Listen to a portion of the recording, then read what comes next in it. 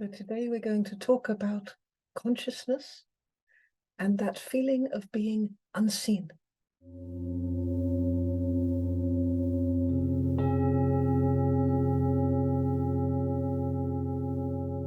Now,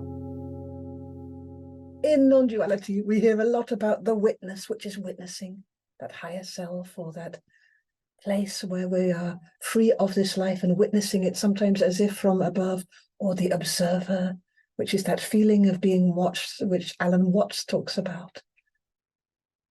Consciousness is primary, and the liberation of consciousness is primary to inner growth and spiritual development. It's primary to enlightenment throughout all the mystical traditions.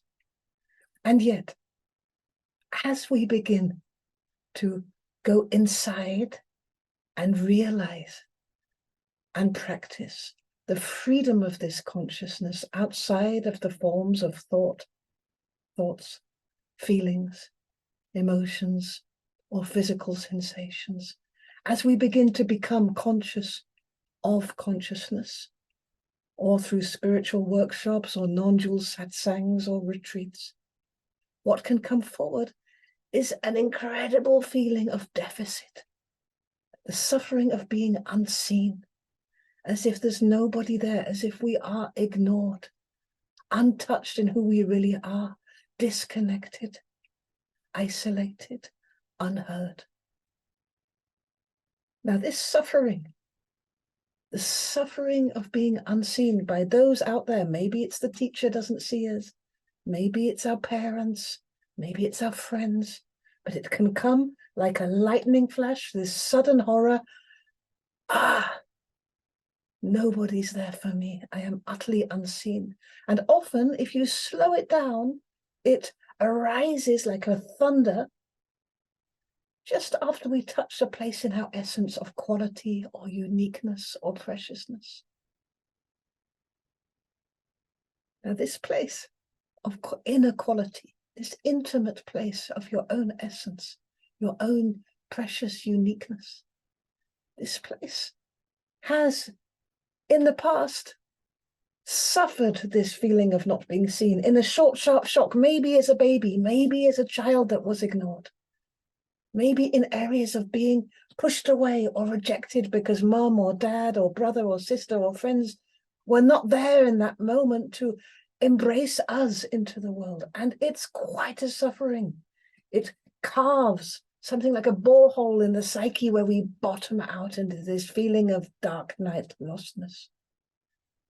Horrible to be unseen, awful to be ignored in our awesomeness, horrific to be humiliated. So here is a law of non-dual therapy and healing in general. It's almost maybe a karmic law, who knows? What is denied on the outside, when something out here is denied, something in here is wanting to come to life. We lose the experience on the outside, often in the form of a suffering of lack, as a gift of karma, a gift from our own essence to ourselves, to remember who we really are, to recall the real thing. What's lost on the outside is wanting to be born in the more pure, more truthful layer on the inside. So what's lost on the outside is consciousness of our essence. So it could be that what's wanting to be born or to come to life on the inside with this suffering of being unseen is the consciousness which is our essence, our essential consciousness. That something in here is wanting to come to life. Now we know that seeing is all about consciousness.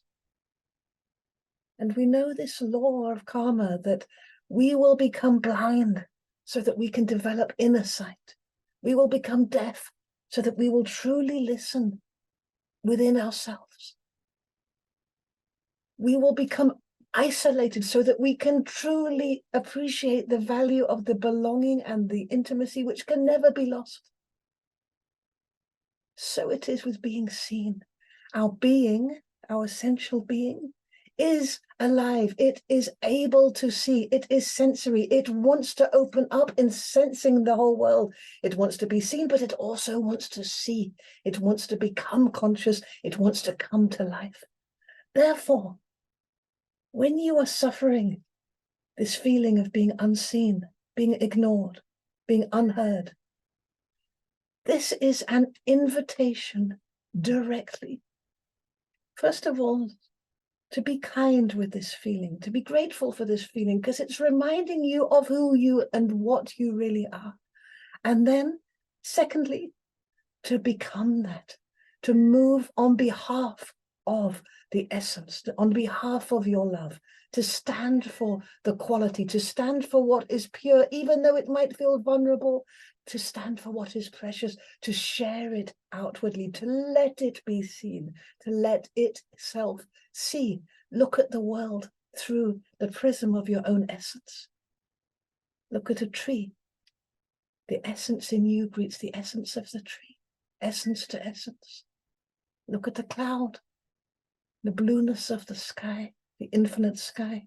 The essence in you greets the essence of the sky. Share yourself through the senses, touch things in connection with this essential quality of the sweetness of all you are. Share it with the world through your touch. Let it reverberate through your voice. Let it appear in the world of the visible, in the world of the manifest.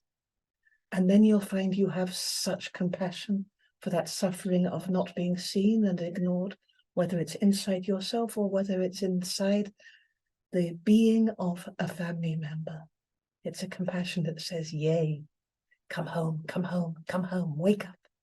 Wake up to the glory of who you truly are. So the seeing in us greets the seeing in you.